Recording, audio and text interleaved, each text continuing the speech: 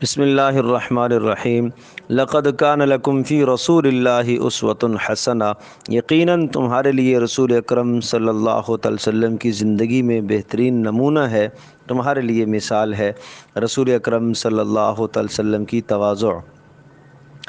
حضرت صلی اللہ تعالی وسلم کی تواضع سب سے زیادہ تھی اور وقار میں سب سے بڑھ کر تھے، تکبر کا شائبہ تک نہ تھا۔ جب بھی کبھی آپ علیہ الصلوۃ والسلام کہیں جاتے اور سواری پر سوار ہوتے تو اپنے پیچھے غلام کو یا دوسرے شخص کو سوار کر لیا کرتے، جو بھی سواری میسر ہو جاتی اس پر سوار ہو جاتے، کبھی گھوڑے پر، کبھی اونٹ پر، کبھی خچر پر، کبھی گدھے پر سوار ہو جاتے اور کبھی پیدل چل لیا کرتے تھے۔ گویا کہ رسول پاک صلی اللہ تعالی وسلم کی زندگی میں تواضع کے ساتھ ساتھ انتہائی سادگی بھی تھی، کسی قسم کا تصنع اور کسی قسم کا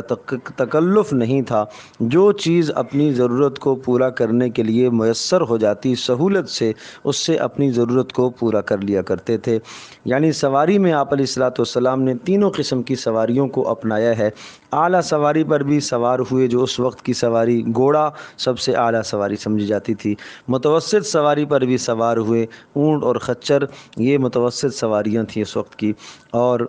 ادنا سواری پر بھی سوار ہوئے، گدھا اس وقت کی ادنا سواری اور سب سے سستی سواری سمجھی جاتی تھی۔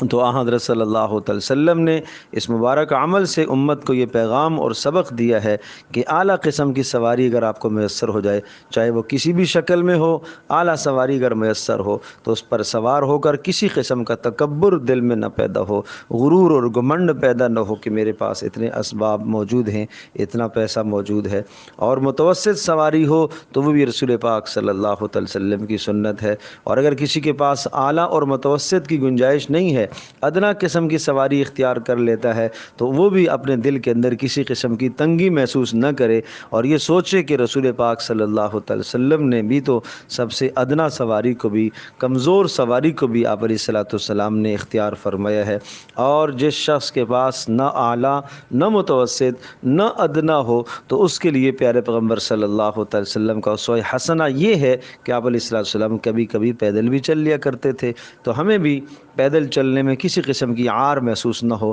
دل تنگ نہ ہو، دل چھوٹا نہ ہو، اور یہ سمجھیں کہ رسول پاک صلی اللہ تعالی علیہ وسلم سرور کائنات ہیں اور ساری کائنات کے سردار، جہانوں کے سردار ہیں، لیکن اس کے باوجود بھی آپ علیہ الصلوۃ والسلام پیدل چلتے ہیں۔ تو ہمیں کسی قسم کی عار اس میں محسوس نہیں ہونی چاہیے، بلکہ نبی علیہ الصلوۃ والسلام کے ہر عمل میں غریبوں کے لیے بھی، مالداروں کے لیے بھی، متوسط قسم کے لوگوں کے لیے بھی اسوہ حسنہ ہے، اور آپ علیہ السلام کا عمل ہمارے لیے قابل عمل ہے، نمونہ ہے، مثال ہے۔ اللہ پاک ہم سب کے لیے عمل کرنا آسان